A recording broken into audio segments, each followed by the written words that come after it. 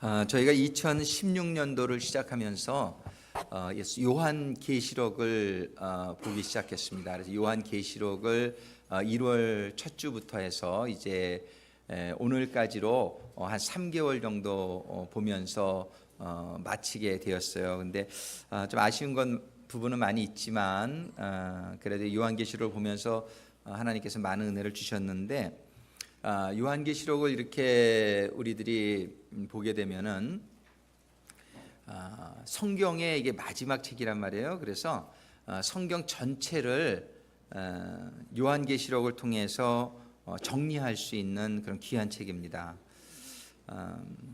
성경은 이렇게 66권의 책이 있는데, 이 성경의 66권의 책을 통해서 하나님께서는 우리들에게 전달하고자 하시는 이 메시지가 있단 말이죠. 이 메시지, 하나님의 이 메시지를 우리가 잘 이해하고 볼 수 있게 되기를 바라요. 성경의 이제 첫 번째 책은 창세기인데, 창세기부터 시작해서 이제 요한계시록까지 이 내용을 좀 간단하게 우리가 이해할 수 있는 그 스토리가 돌아온 탕자의 이야기예요.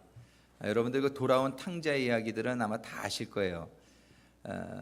아버지에게 유산을 받아가지고 집을 떠났는데, 집을 떠나가지고서 세상적으로 이렇게 막 살다 보니까 다 이제 재산을 탕진하고 아주 거지가 되었죠. 그래서 세상적으로 이렇게 막 살다가 보니까 아주 어려운 그런 상황 속에 들어가게 돼서, 그때에 이제 아버지를 생각하게 되고 자기의 잘못을 깨닫게 되고 그리고 아버지 집으로 돌아오는 것이죠. 그랬더니 아버지가 그 아들을 너무나 반기고 그 더럽혀진 옷을 새로운 옷으로 목욕시켜 주시고 새로운 옷을 입혀 주시고 잔치를 벌이는 이제 그 스토리를 우리가 알고 있는데, 꼭 이 얘기는 인류의 모든 역사를 축약시킨 이야기다, 이렇게 볼 수가 있어요. 창세기에 보면은 하나님이 이 세상을 창조하시고 사람을 창조하셨는데, 그 사람이 그 하나님의 그 말씀을 어기게 됨으로 말미암아 자기의 정욕에 이끌려서 이제 선악과를 따먹는 일이 일어나죠. 그래서 이제 에덴 동산에서 결과적으로 이렇게 쫓겨나게 되죠. 이렇게 나오게, 그러니까 그건 하나님이 쫓아낸 건 아니죠. 왜냐하면 본인이 선택을 한 것이에요. 그러니까 집을 나간 탕자도 본인이 선택해서 나간 것처럼 아담과 이브도 본인이 자유의지로 안 먹을 수도 있었는데 그거를 먹음으로 말미암아 거기서 나가게 된 것이죠. 그래서 항상 죄는 본인이 짓는 거예요. 우리에게 책임이 있는 거예요, 스스로에게. 그래서 에덴 동산을 나오게 된 게 우리 인류예요. 근데 우리 인류가 이제 세상에 나와가지고 이렇게 살다 보니까 정말 에덴 동산에서는 겪지 않아도 될 많은 고생을 하면서 우리가 살고 있는 것이죠. 이 세상의 삶은 정말 힘듭니다. 그래서 불교에서는 이거 108번뇌가 있다, 108가지의 고통이 있다, 이렇게 표현을 하는데, 정말 이 세상을 고해라고도 표현을 해요. 아주 고통의 바다다. 어떻습니까? 여러분들 미국 같은 좋은 나라에 사니까 좀 고통을 아마 다른 나라보다는 좀 덜 받을 수도 있을 거예요. 그런데 세상살이가 쉽지가 않죠.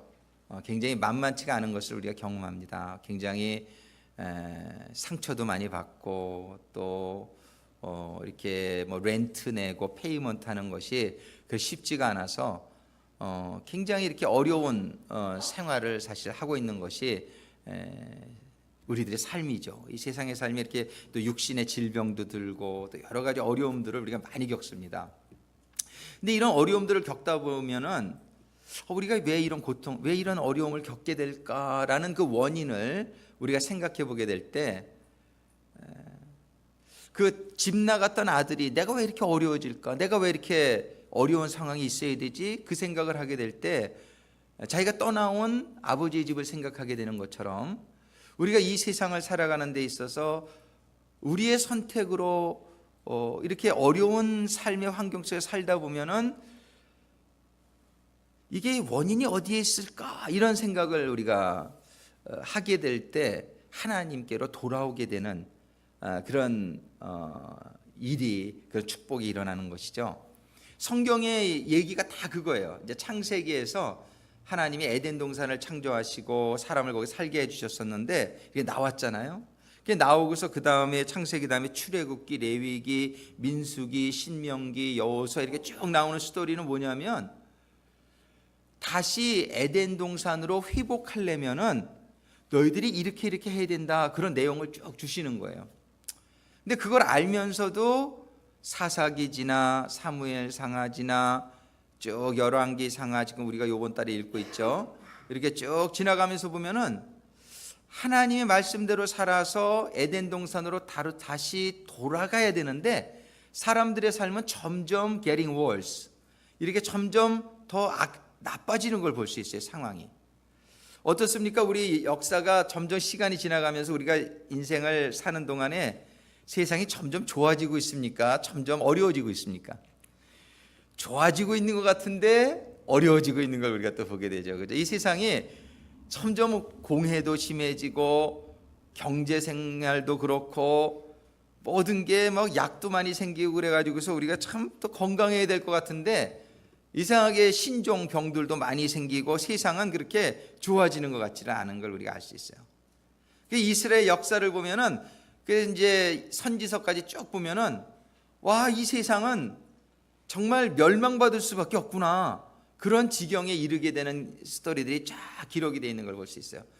그건 뭐냐면은 우리의 실력으로는, 우리의 생각 가지고는 이 세상에서 내가 결코 잘 살 수가 없다는 것을 깨닫게 되는 것이 이 세상의 역사가 아닌가 싶어요.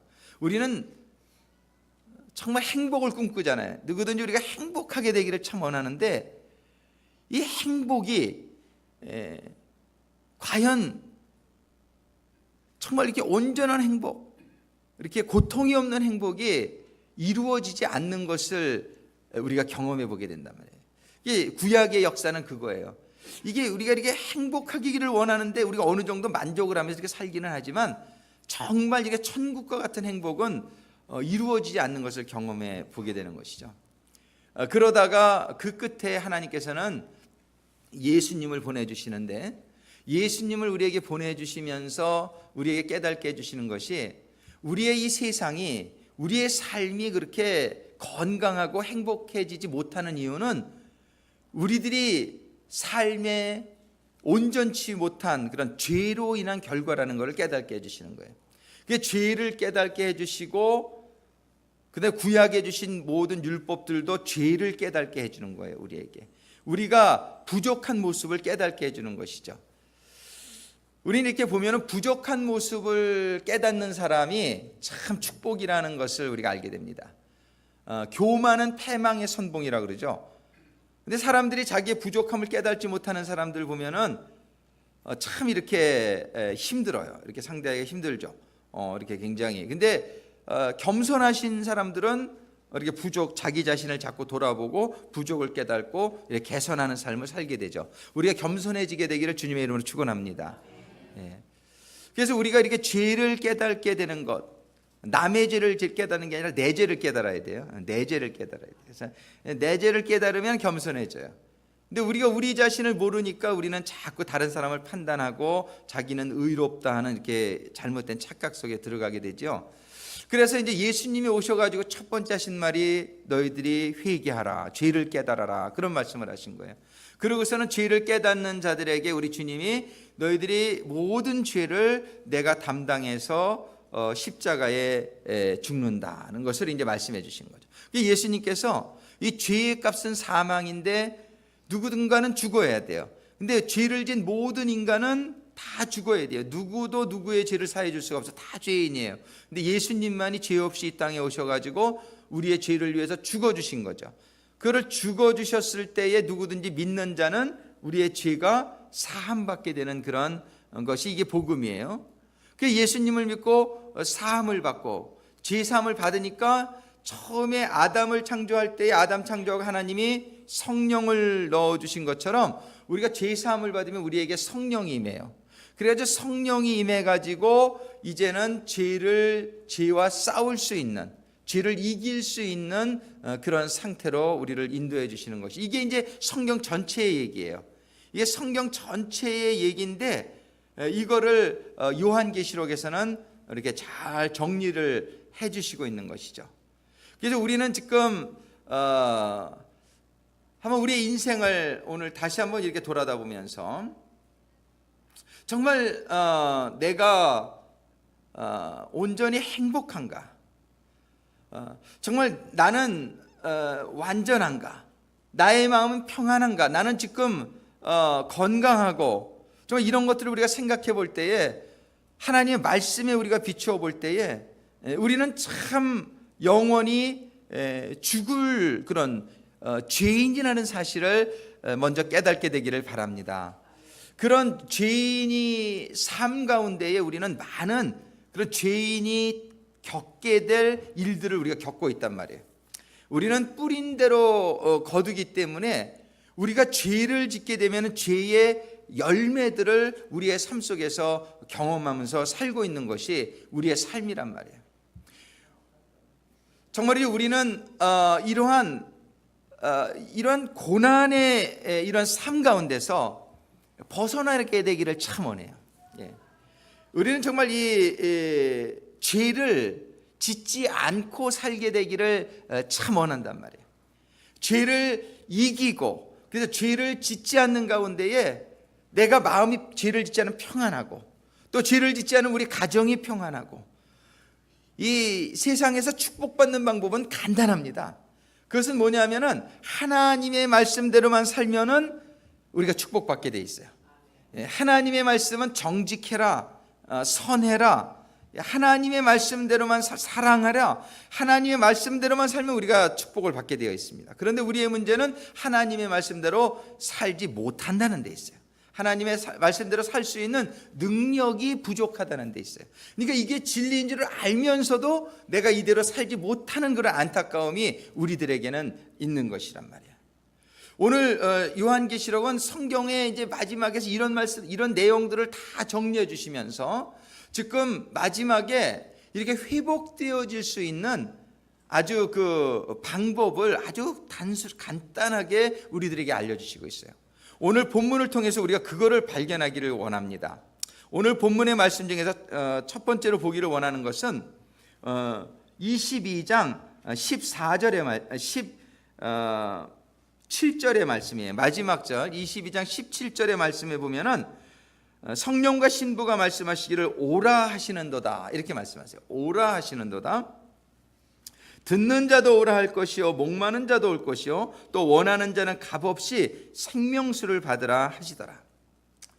이제 하나님께서는 우리들에게 회복을 주기를 원하세요.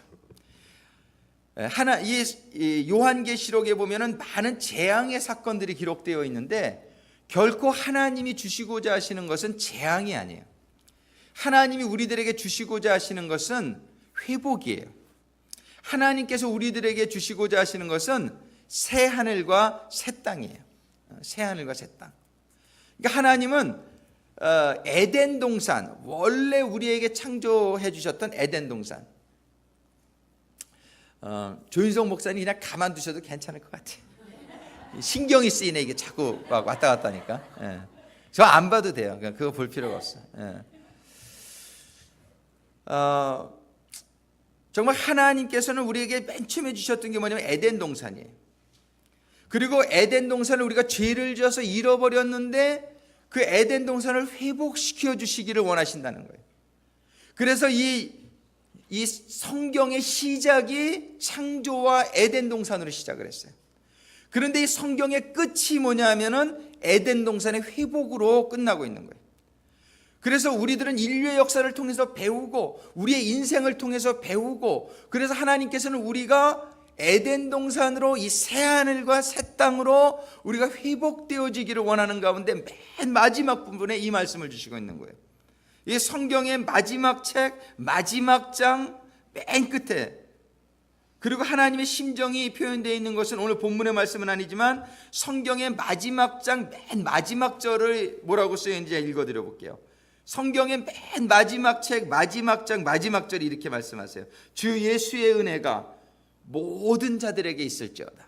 주 예수의 은혜가 모든 자들에게 있을지어다. 여기에서 오늘 제가 아침에 카톡으로 우리 카톡방에 그 말씀을 띄워드렸는데, 주 예수의 은혜가 모든 자들에게 있을지어다, 이렇게 끝나요, 성경이. 하나님은요, 디모데전서 2장 4절에 보면은 모든 사람이 구원을 받기를 원하신다고 말씀하세요. 모든 사람이 구원을 받으며 진리를 아는 데 이르기를 바라신다, 이렇게 디모데전서 2장 4절이 말씀하세요. 열쇠구나 깨미로 안 아픈 손가락이 없다 그러죠. 하나님은 여러분들의 어떠한 여러분들의 상황이나 그거에 상관없이 동일하게 사랑하시는 줄로 믿습니다. 하나님은 정말 모든 사람이 구원에 이르기를 원하신다. 그것이 성경의 맨 마지막 절에 그렇게 말씀하시는 거예요. 주 예수의 은혜가 모든 자들에게 있을지어다.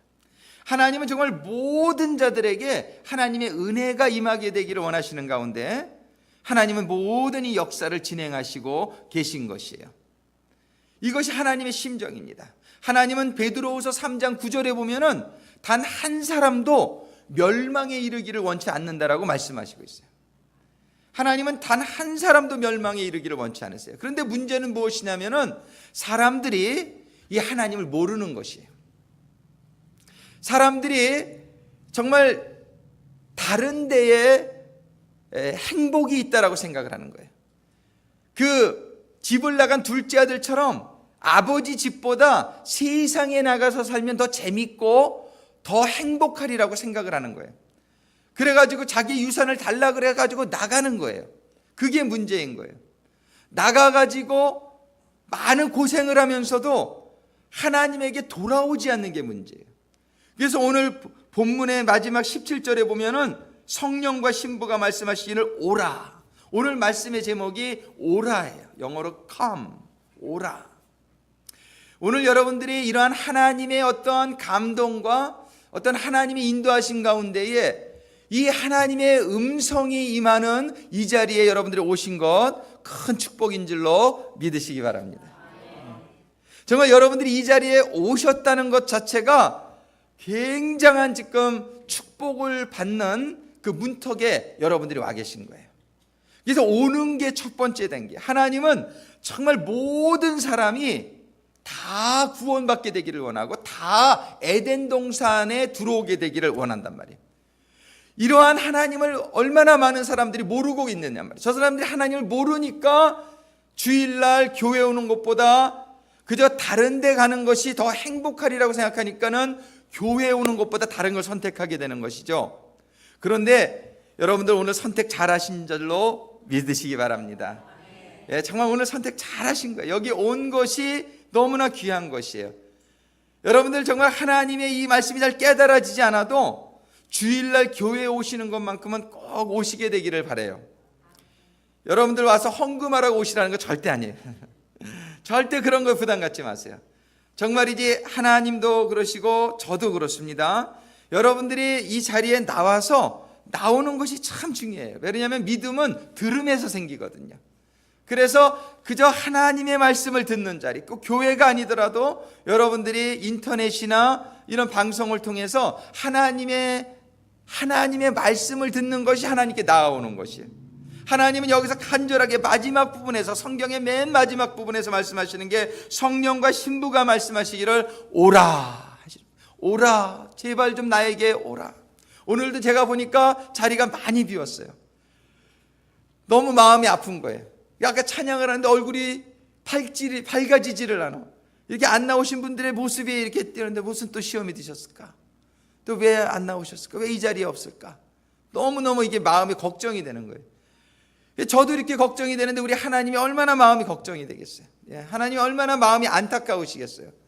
여러분들 하나님께 나오기를 정말 힘쓰시게 되기를 주님의 이름으로 축원합니다.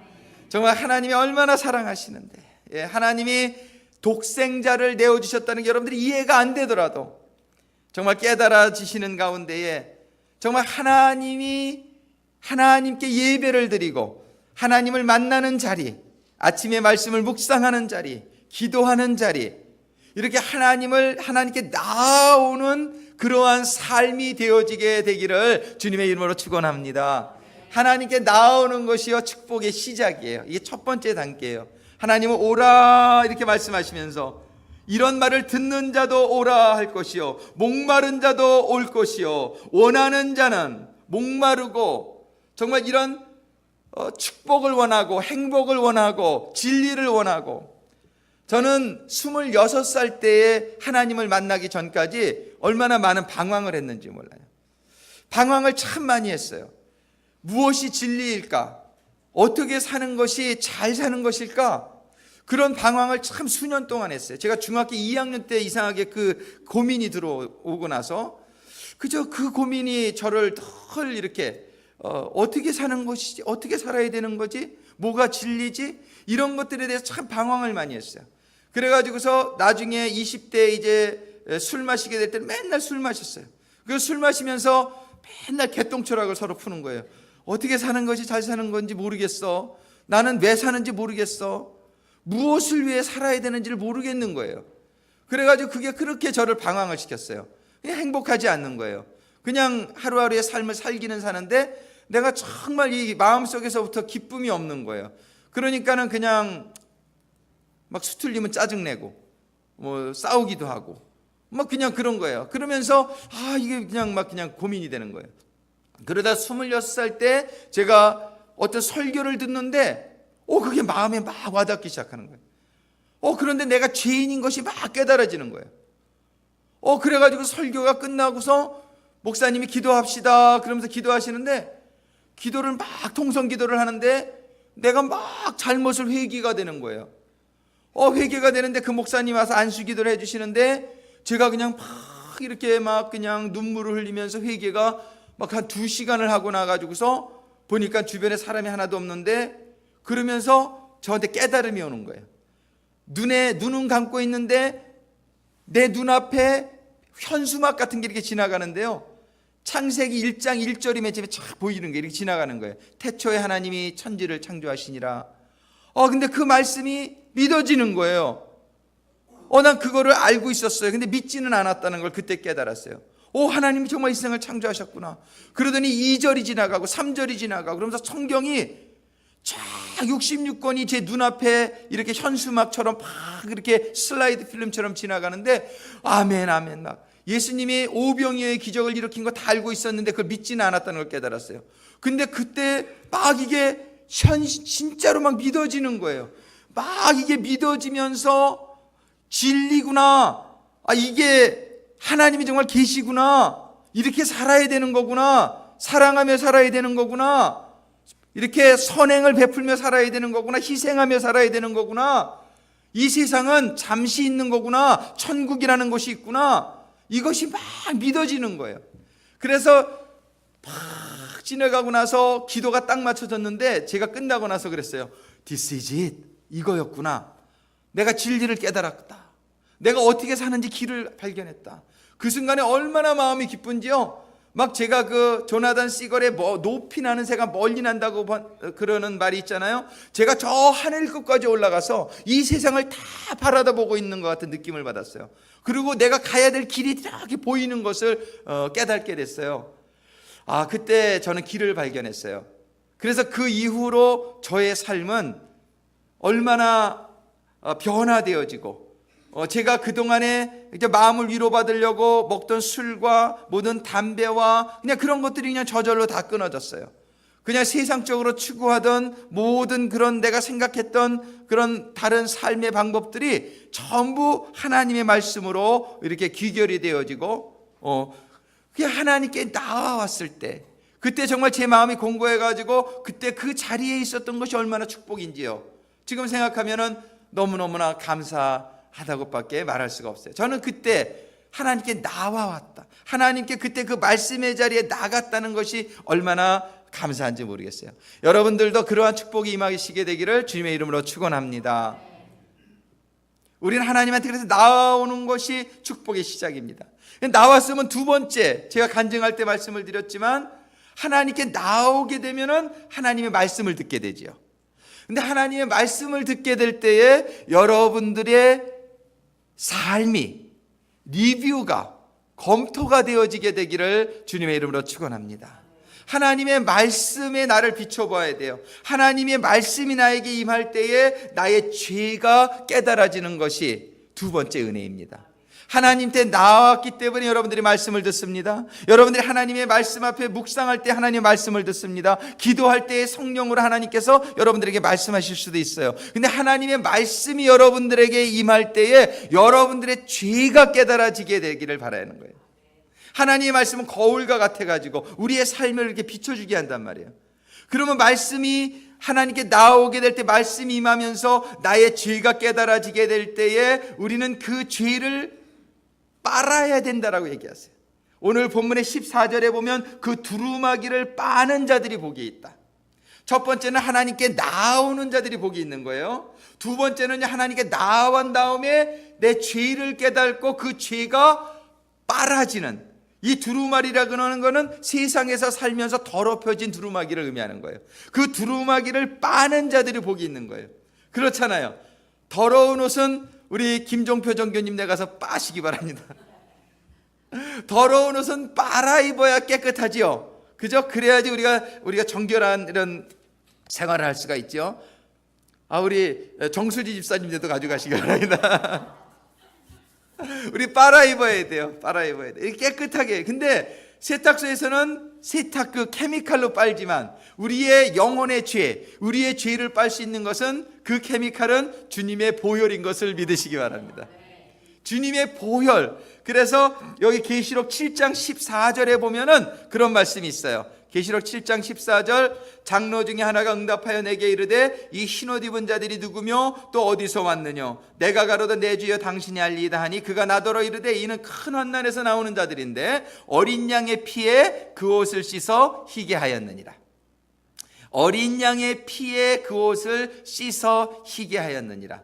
우리들의 죄는요, 우리들의 죄를 위해서 죽어주신 그 어린 양의 피가 우리의 죄를 깨끗게 해줄 수 있다라고 얘기하는 거예요. 여러분들이 혹시 이게 잘 이해가 안 되더라도 그냥 그거를 믿음으로 여러분들이 고백하시게 되기를 바라요. 내가 죄 지은 거는 깨달을 수 있죠. 죄 지은 걸 깨달았는데 그 죄를 가지고는 우리가 축복받을 수가 없어요. 그 죄를 가지고는 하나님 앞에 나갈 수가 없어요. 여러분들 어떤 잔치, 하나님의 그 혼인잔치, 그 뱅코에서 초대를 받았는데 어떤 사람이 예복이 준비 안 됐다고 그래서 쫓겨났잖아요. 우리는요, 하나님을 만나야 축복이에요.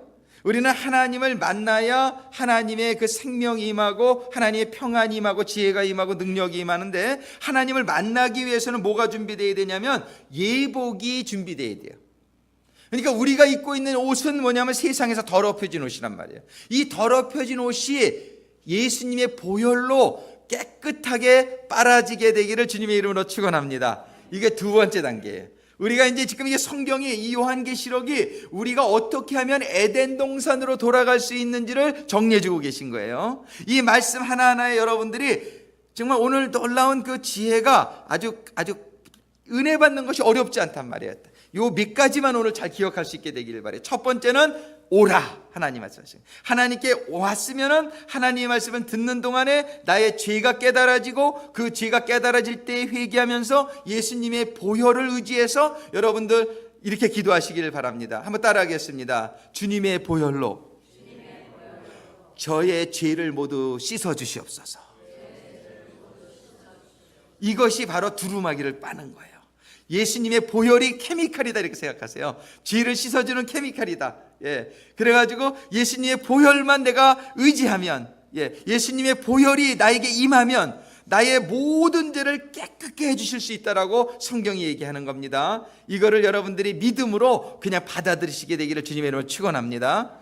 이렇게 이제 옷이 깨끗하게 지면은 그 다음에 축복이 임하기 시작하는데, 그 축복의 첫 번째 축복이 뭐냐면 성령님이 우리에게 임하시는 거예요. 여러분들 그 하나님께서 아담을 창조하신 후에 아담이 리빙 소울, 생명이 된 것은, 아담은 그냥 육신이었어요. 처음에 우리들이 그냥 육신적으로만 사는 사람이 있어요. 죄를 짓고 나니까 우리가 영이 죽어가지고 육적으로, 세상에 육적으로 사람들 많죠.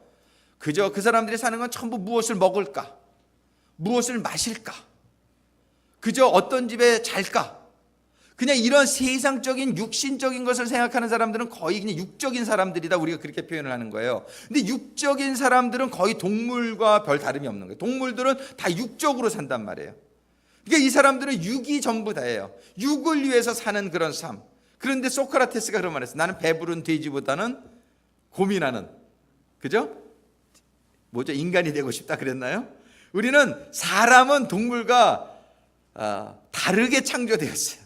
우리는 동물의 수준을 넘어갈 수 있게 되기를 바랍니다. 근데 많은 경우에 우리가 너무나 동물적으로 그냥 무엇을 먹을까, 무엇을 마실까, 여기에만 하면은 좀 나는 좀 수준이 낮구나. 우리가 수준을 좀 업그레이드 할 수 있게 되기를 바랍니다. 우리의 수준은 정말 좀 뭔가 혼적이고 뭔가 영적인, 그죠? 그렇잖아요. 그것이 소중하잖아요. 우리 결혼도 보면 육적으로 결혼한 사람들은 이혼할 확률이 높아요. 왜 그러면 육적인 그 쾌락이라는 것은 다 한계가 있는 거거든요. 근데 영적으로 결합이 되게 되면은 정말 행복하게 살 수 있는 거예요. 정말 이제 처음에 젊었을 땐 다 이쁘고 뭐 다 젊고 그러죠. 나이 들면은 다 그런 거 없어진단 말이에요. 근데 육적인 사람은 저 여자가 옛날엔 예뻤는데 지금 안 이뻐. 그리고 또 예쁜 여자를 찾아다니는 거예요. 이게 전부 이게 육적인 그런 수준의 삶을 사는 것이죠. 그러나 우리 영적인 사람은 그거보다 더 소중한 게 뭡니까? 사랑, 진짜 사랑. 예. 정말 마음이 하나가 되고 영혼이 하나가 되고, 그러니까 서로가 의지가 되고, 정말 거기에 섬김이 있고 돌봄이 있고, 얼마나 아름다운 가정을 꾸밀 수 있는 것은 동물적인 수준 가지고는 가능하지 않은 것을 우리가 알고 있어요. 우리는 이렇게 영이 돼야 되는데, 그게 뭐냐면은 세 번째, 우리가 하나님께 나아와서 우리의 죄가 씻음을 받은 다음에 세 번째로 우리에게 임하는 것이 뭐냐면, 씻음만 받기만 하면 이건 저절로 임하는 거예요. 성령이 임하게 된다는 사실입니다.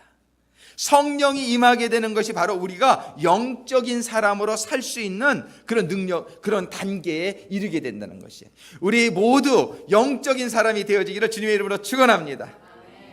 우리 한번 옆에 분들하고 우리 영적인 사람이 됩시다. 서로 권면해 주세요. 예. 예. 아멘. 아멘. 이 성령이 임해야 돼요. 이 성령이 임해야 우리는 영적인 사람이 되는 거예요. 그래서 사도행전 1장 8절에 보면은 오직 성령이 너에게 임하시면 너희가 권능을 받고, 성령이 임하시면은요, 성령이 임하기 전까지는 우리는 뭐 육적인 힘밖에 없어요. 근데 성령이 임하게 되면은 우리에게 영적인 파워가 생기는 거예요. 영적인 파워. 그리고 영적인 세계가 보이기 시작해요. 그래가지고 우리들이 이렇게 막 죄를 짓고 이러는 것이 영적으로 어떤 사단과 마귀의 그런 영향이 있다는 것을 깨닫게 된단 말이에요. 그래서 우리는 영적인 사람이 돼야 영적인 세계, 그 다음에 사단 마귀의 공격을 물리칠 수 있는 그러한 권능을 받게 되는 것이에요. 빌립보서 1장 19절에 보면, 이것이 너의 간과 예수 그리스도의 성령의 도우심으로, 성령께서 우리에게 임하시면 성령이 우리의 선생님이 되셔가지고 말씀이 깨달아지게 도와주신단 말이에요. 또 성령께서 우리의 길을 인도하시고, 또 성령께서 초자연적인 그러한 기적의 능력이 우리들에게 임하게 할 수 있도록 도와주신단 말이에요. 이 성령의 도우심을 받고 사는 사람의 삶은 바로 예수님과 같은 삶이 가능해지는 거예요. 예수님이 무리를 걷고 보리떡 5개와 생선 2마리를 5,000명 이상을 먹이고 모든 병들을 치유하신 그 예수님의 능력이, 성경은 성령의 능력이라고 말씀하시고 있단 말이에요. 우리는 정말 예수 하나님께 나아와서 우리의 죄가 씻음을 받고, 그 다음에 성령을 받게 됨으로 말미암아 예수님처럼 이 세상에 지배당하는 삶이 아니라 이 세상을 지배하는 삶이 되어질 수 있다는 사실이에요. 예수님께서는 나를 따르라 이렇게 말씀하세요. 나를 따르면은 너희들이 따른다는 건 너희들이 나를 따르면 나와 같이 되리라 이렇게 말씀하시는 거예요. 예수님께서는 우리들에게 그런 권세를 주셨다고 말씀합니다. 심지어는 나를 믿고 나를 따르는 자는 내가 한 일도 하겠고 더 큰 일도 하겠다라고 성경은 얘기하고 있는 것이에요. 우리는 성령을 꼭 받을 수 있게 되기를 주님의 이름으로 축원합니다. 성령이 임하시면은 그전에는 몰랐던 초자연적인 능력이 나타난단 말이에요. 또한 디도서 3장 5절에 보면, 우리를 구원하시되 우리의 행한 바 의로운 행위로 말미암지 아니하고 오직 그의 긍휼하심을 쫓아 중생의 씻음과 성령의 새롭게 하심으로 하셨나니. 우리는 새로워지기를 바라는데요, 우리가 새로워지게 하는 것이 뭐냐면은 성령이 임하시게 될 때에 우리의 마음이 새로워지고 우리의 영이 새로워지고 비로소 우리는 새로워지는 줄로 믿습니다. 이 죄 씻음을 받는 거 가지고서는 충분치 않다. 그 씻음을 받았는데 이거는 이제 하드웨어가 깨끗하게 된 것이에요. 근데 거기에 성령이 임하면 우리가 새로워지는 것이에요. 계시록 9장 4절에 보면 이런 말씀이 있어요. 저희에게 이르시되 땅에 풀이나 푸른 것이나 각종 수목은 해하지 말고 오직 이마에 하나님의 인 맞지 아니한 사람들만 해하라. 하나님의 인을 맞는다는 건 성령을 받는다는 거예요. 그러니까 성령을 받지 않은 사람들만 하나님이 해하라. 이건 뭐냐면은 성령의 인을 받은 사람들은 하나님 뭐 하신다는 거예요? 보호하신다는 거예요. 성령의 인, 성령을 받게 되면은 하나님께서 여러분들을 우리들을 보호하시고 인도하시고 하나님께서 축복해 주실 것을 믿으시기 바랍니다. 이게 세 번째 단계가 성령을 받는 거예요. 근데 성령을 받았으면 다 됐느냐? 성령을 충만하게 받으면 다 되는 건데 사실은 우리가 이 세상에 아직도 살다 보니까 성령을 충만하게도 받았다가 또 성령이 조금 이렇게 또 내가 생활 속에서 죄를 짓게 되고 그러면은 성령이 또 이렇게 지수가, 성령 지수라고 우리가 표현하는데 성령 지수가 100%가 되면은 우리가 죄에 앉아요. 그런데 이렇게 또 살다 보니까는 또 말씀도 좀 보는 것도 게을리하고 기도도 좀 게을리하고 이러다 보면 성령 지수가 떨어질 수가 있어요. 그러면은 또 어떻게 돼? 또 이렇게 또 죄를 짓게 되고 그래요. 그래서 우리가 믿는 사람들이 계속 성령 충만하면 너무 좋은데 계속 충만하지 못하게 될 때 우리가 어려움을 당하는데 그 어려움을 당할 때 다시 기도하고 다시 말씀 보고 그래서 성령 지수를 또 높이고 그래가지고 또 이겼다가 또 지고 뭐 이러면서 우리가 나가는 이 삶의 과정을 성화의 과정이라 그러는 거예요. 그게 네 번째, 우리가 성령 받은 다음에는 그 순간 그냥 완전히 되는 것이 아니라 인내해야 된다는 거예요. 인내하면서 우리가 이 영적인 전쟁을 계속 수행해 나가야 된다고 성경은 얘기하는 거예요. 그래서 계시록 13장 10절 우리 같이 한번 읽어보겠습니다. 13장 10절 같이 읽습니다. 사로잡는 자는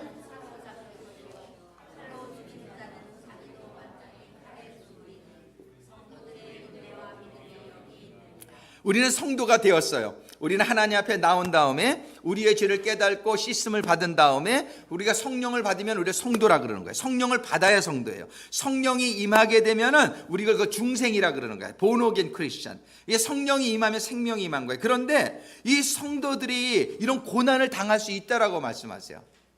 이 세상에서 하나님께서 이런 고난을 당하게 될 때 성도들이 어떻게 해야 된다고 말씀하시냐면 인내하라고, 믿음으로 이기라고 말씀하시는 거예요. 그 밑에 한 구절 더 읽겠습니다. 계시록 14장 12절 같이 읽습니다. 성도들의 인내가 여기 있나니 저희는 하나님의 계명과 예수 믿음을 지키는 자니라.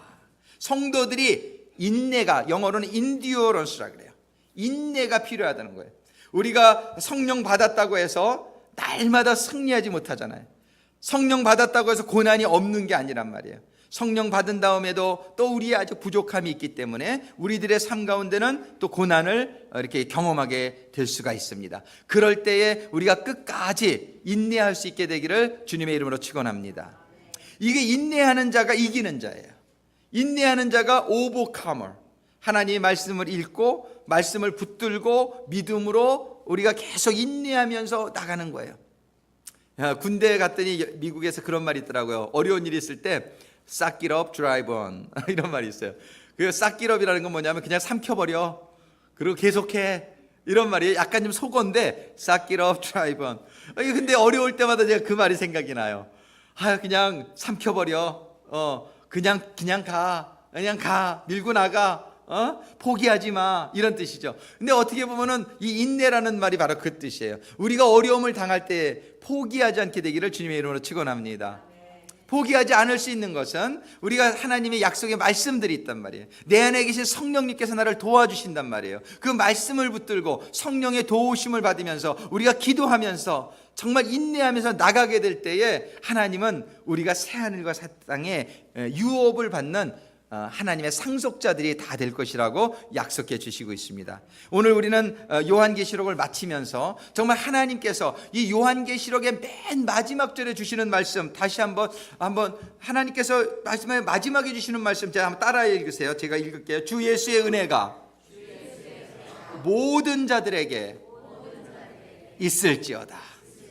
하나님은 하나님의 은혜가, 예수의 은혜가 모든 자들에게 임하게 되기를 바라시면서 이 네 가지의 방법을 정리해 주시고 있단 말이에요. 한번 따라하겠습니다. 첫 번째는요, 오라. 예, 그 오라, 그게 첫 번째 단계고, 두 번째는 뭐냐면은 두루마기를 빨자. 세 번째는 성령을 받자. 네 번째는 인내하자. 이 단계를 우리들이 기억하면서 우리들이 늘 하나님 앞에 나오기를 힘쓰는 성도들이 되시게 되기를 바라고, 하나님 앞에 나왔을 때는 듣는 말씀을 통해서 우리들의 죄를 깨닫고 예수님의 보혈로 깨끗함을 받는 성도들이 되어지게 되기를 바라고, 깨끗한 다음에는 성령님께서 우리들에게 임하실 때에 그 성령님을 붙들고 성령님의 도우심을 받아가면서 우리의 고난과 역경을 참고 인내하는 가운데 우리가 하나님의 영원한 나라에 유업을 받는 성도들이 되기를 간절히 소망합니다.